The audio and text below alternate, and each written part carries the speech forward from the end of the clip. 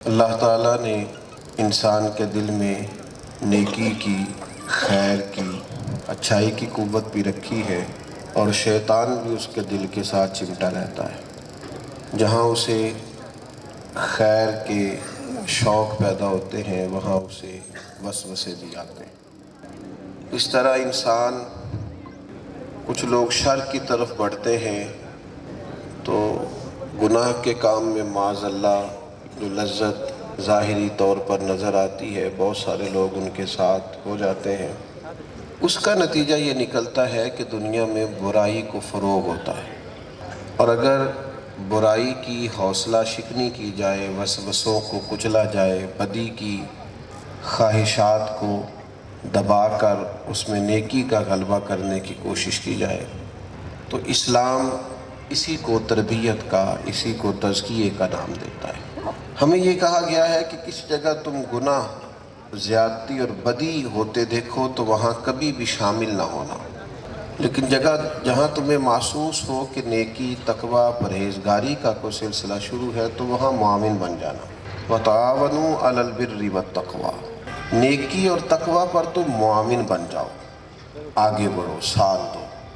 کوئی شخص کسی کے سامنے کوئی خیر کا منصوبہ رکھے، یار میں نماز پڑھنے کا ارادہ کیے ہوئے ہوں، تو اس کو فوری طور پر ذہنی تعاون فراہم کیا جائے، اسے کہا جائے نماز میں اللہ تعالیٰ نے بڑا اطمینان رکھا ہے، میں نے بھی جب سے شروع کی ہے اس کا فضل ہے، اپنے دل میں تسلی پاتا ہوں۔ لوگوں کو خیر پر تعاون دیا جائے۔ نبی پاک علیہ السلام نے فرمایا علم کی بات سکھانا بھی صدقہ ہے، علم کی بات سکھانا بھی، اور فرمایا جب کوئی علم کی بات سکھاتا ہے عالم تو اس کی طرف خیر اس طرح مائل ہوتی ہے کہ فرمایا چونٹیاں اپنے بلوں میں اور مچھلیاں دریاؤں میں اس کے لیے دعا کرتی ہیں کہ یہ خیر بانٹ رہا ہے، اچھائی کا پیغام دے رہا ہے۔ باقی دار و مدار تو نیتوں پر ہے، پر یاد رکھیے گا اگر اخلاص کے ساتھ کوئی شخص بھی خیر کی طرف بڑھتا ہے تو اللہ تعالیٰ کی مخلوق اس کی طرف مائل ہوتی ہے۔ ہمیں خیر کے کاموں کو سپورٹ کرنا ہے۔ ہمارے ہاں یہ ہوتا ہے کہ ہم بہت زیادہ مصلحت کوش بنتے جا رہے ہیں، مصلحت ہے ہماری سیاست کی صورت اختیار کر گئی ہیں، جہاں کہیں ہمیں پوری خیر نظر آتی ہے وہاں بھی پہلے ہم اپنی مصلحت کو دیکھتے ہیں، اپنے سیاسی معاملات کو دیکھتے ہیں، پھر آگے بڑھتے ہیں۔ نتیجہ یہ نکلتا ہے کہ بہت سارے خیر کے کام شروع تو ہوتے ہیں، پنپ نہیں پاتے، مضبوط نہیں ہوتے۔ اقبال کہتے ہیں پختہ ہوتی ہے اگر مصلحت اندیش و عقل، اور عشق ہو مصلحت اندیش تو پھر ہے خام ابھی، کیونکہ بے خطر کود پڑا آتش نمرود میں عشق، عقل تھی محو تماشائے لب بام ابھی۔ بڑے لوگ سوچ رہے تھے کہ ہمیں آگے بڑھنا چاہیے، ساتھ ہونا چاہیے، وہ سوچ ہی رہے تھے، اور جو عشق والے تھے وہ کود بھی گئے۔ ہم نے یہ کیا ہے کہ جہاں جہاں بھی شر کو سپورٹ ملی ہے وہاں بچے پوری طور پر ذہنی طور پر الجھ گئے، وسوسوں کے غلبے۔ کوئی شخص بھی کسی بھی مقام پر اٹھ کے کوئی بھی ایسا نعرہ لگاتا ہے معاذ اللہ جو شر پر مبنی ہے، تو آپ دیکھیے کس طرح لوگوں کے ذہنوں کو وہ اپنی طرف مائل کرتا ہے۔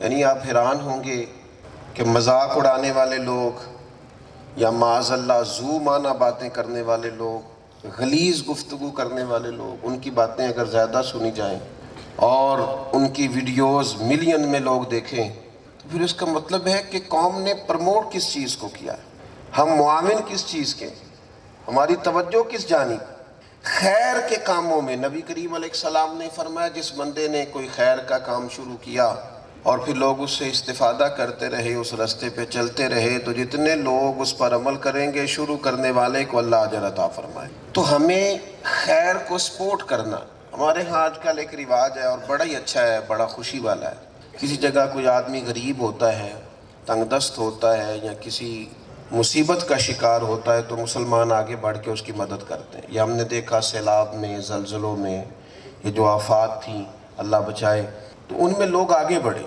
اور پھر رمضان شریف آئے گا، ہم دیکھتے ہیں لوگ ایک دوسرے کے ساتھ بڑا تعاون کرتے ہیں، بڑے خیر کے جذبے، یہ قابل تعریف جذبات۔ لیکن بعض اوقات یہ ہوتا ہے کہ آپ جب کسی کو دیتے ہیں ہر آدمی تو ایسا نہیں ہوتا، لیکن بعض لوگ اللہ ماشاءاللہ ایسے ہوتے ہیں کہ جب ان کا لینے کا مزاج بن جاتا ہے وہ ساری عمر لیتے ہیں، طبیعت ہو جاتی ہے لینے کی۔ قوم غریب ہو، مجبور ہو، تو اس کا علاج بہترین یہ ہے کہ اسے تعلیم دی جائے، اسے علم دیا جائے۔ آپ اپنی قوم کو پڑھانا شروع کریں، ان کو تعلیم دینا شروع کریں، اس کا لازمی نتیجہ یہ نکلے گا۔ علم ایک ایسی دولت ہے، ویسے بے نیاز کر دیتا ہے بڑی چیزوں سے۔ ہمارے ملک کے اندر غربت کے خاتمے کے لیے، تنگ دستی کے خاتمے کے لیے، پریشانی کے خاتمے کے لیے جو چیز بنیادی اور کلیدی کردار ادا کر سکتی ہے وہ تعلیم ہے۔ اگر آپ تعلیم کو آسان کر دیں گے، سستی کر دیں گے، ہر آدمی کی پہنچ میں کر دیں گے، تو آپ دیکھیں گے جو پریشانیاں ہم گنواتے ہیں یہ ختم ہونی شروع ہو جائیں گی۔ ہمارے ہاں ایک تو تعلیم مساوی نہیں ہے، مساوی نہیں۔ غریب کے لیے تعلیم اور ہے، امیر کے لیے تعلیم اور ہے۔ وہ لوگ جو آدمی جو خود ٹاٹ پہ بیٹھ کے پڑا ہوا ہے اور 12 آنے فیس دیتا تھا، جب خود سکول بناتا ہے تو کئی لاکھ فیس رکھ لیتا ہے، حالانکہ وہ خود تکیے کے غلاف میں کتابیں ڈال کے سکول جاتا تھا۔ تب اس نے اتنی مہنگی تعلیم کر دی ہے کہ لوگوں کی پہنچ میں نہیں۔ یہ جو ادارے قائم کیے جاتے ہیں اس میں دو چیزیں بڑی واضح ہوتی ہیں۔ ایک تو یہ کہ قوم کو فری تعلیم ملتی ہے، اور اگر کہیں کچھ اس کے لوازمات ہوتے ہیں تو وہ بھی اتنے نہ ہونے کے برابر ہوتے ہیں کہ کسی شخص پر اس کا بوجھ نہیں ہوتا۔ اور دوسری بات یہ ہے کہ یہ ایک اہم تعاون ہے قوم کی تربیت میں، اہم۔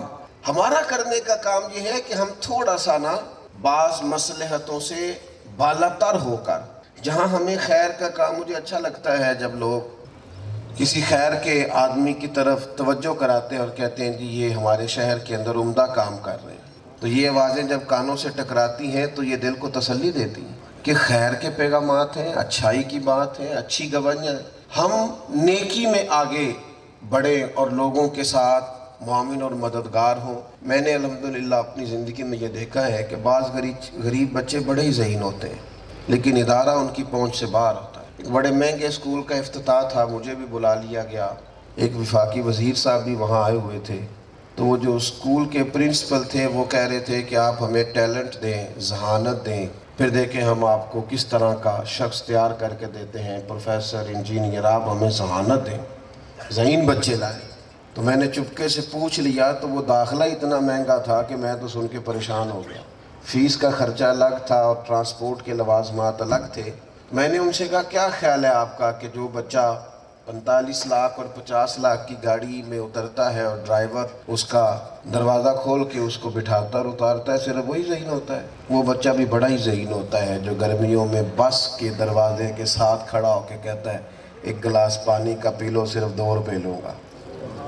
وہ بھی بڑا ہی ذہین ہوتا ہے جو چائے والے کھوکے پہ چائے بانٹ رہا ہوتا ہے اور صرف کر رہا ہوتا ہے، وہ بچہ بھی بڑا ذہین ہوتا ہے جو موٹر سائیکل کی دکان پہ کام بھی کرتا ہے اور مار بھی کھاتا ہے۔ یہ بھی بچے ذہین ہیں، بہت ذہین ہیں، بڑے قابل اور بہت آگے جا سکتے ہیں، لیکن خدا جانے ہمیں خیال کیوں نہیں آتا۔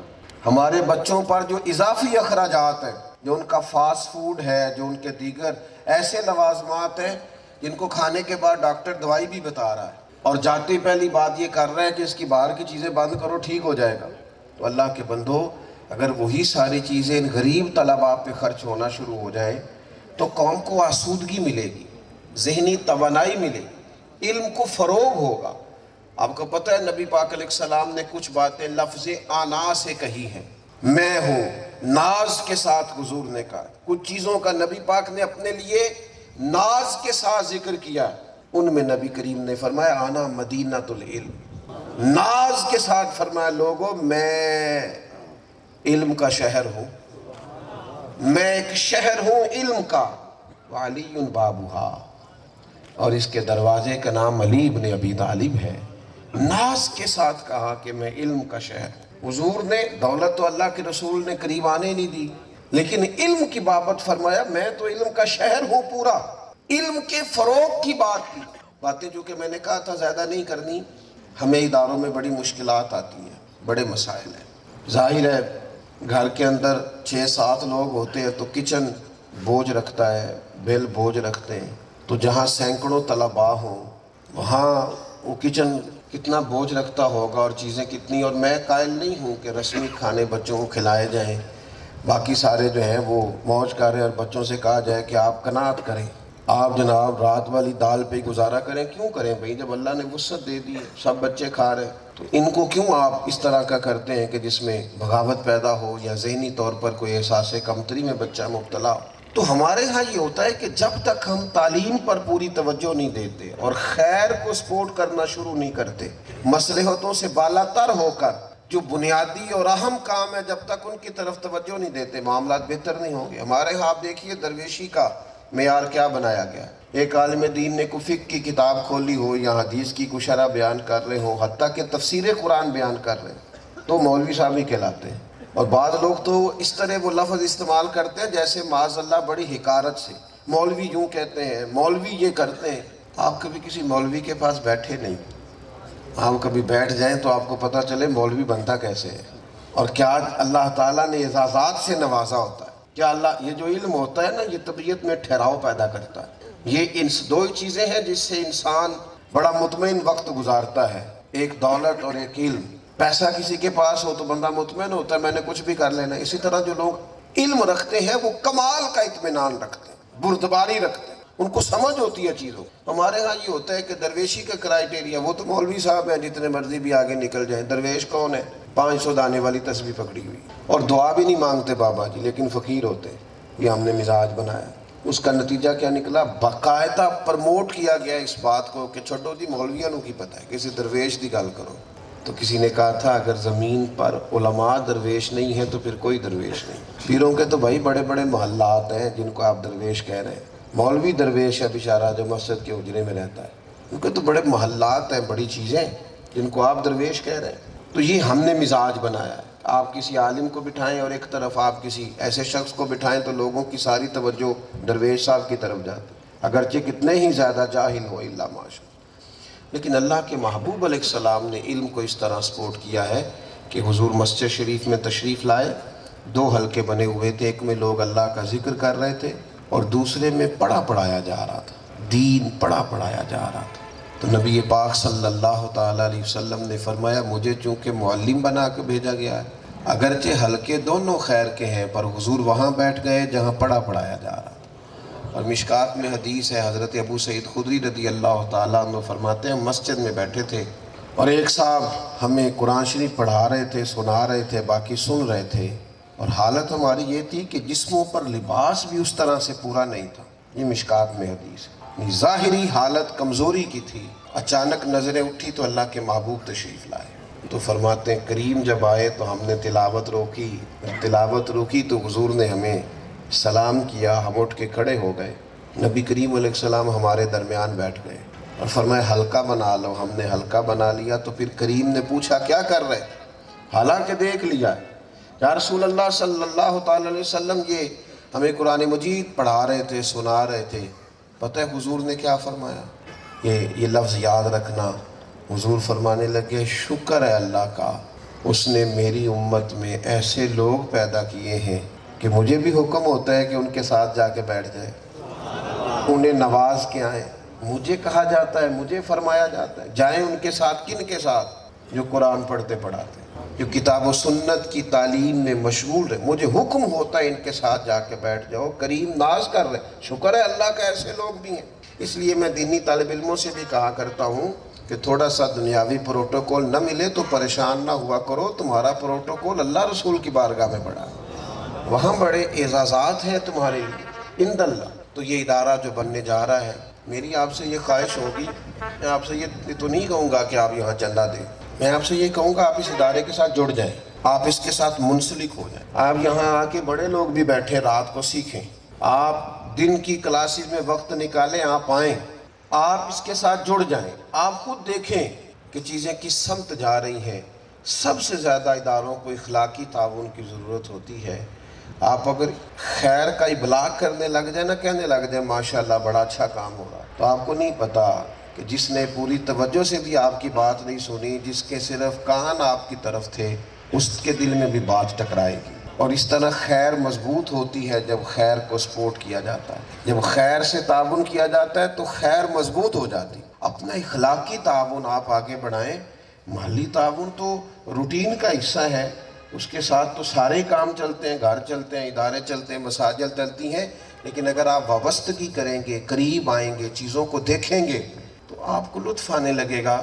ہمارے اداروں میں ڈھیر سارے ایسے لوگ ہوتے ہیں منتظمین، جو بالکل ان کا ادارے سے 1 روپے کا بھی مالی رشتہ نہیں ہوتا، کھانا تک نہیں کھاتے، لیکن ان کا شوق ہوتا ہے، جذبات ہوتے ہیں، وہ آگے بڑھتے ہیں، خدمات پیش کرتے ہیں۔ اس کا نتیجہ کیا نکلتا ہے؟ اچھائی مضبوط ہو، خیر کے کام مضبوط، علم کا فروغ ہوتا ہے، دل کی گہرائی سے دعا گو ہوں۔ اللہ تبارک و تعالی اپنی رحمت شامل حال فرمائے اور اس گلشن کو اللہ تعالیٰ آباد کاری عطا فرمائے، وسعتیں، رحمتیں، نعمتیں، سعادتیں اللہ نصیب فرمائے۔ وما علینا الا البلاغ۔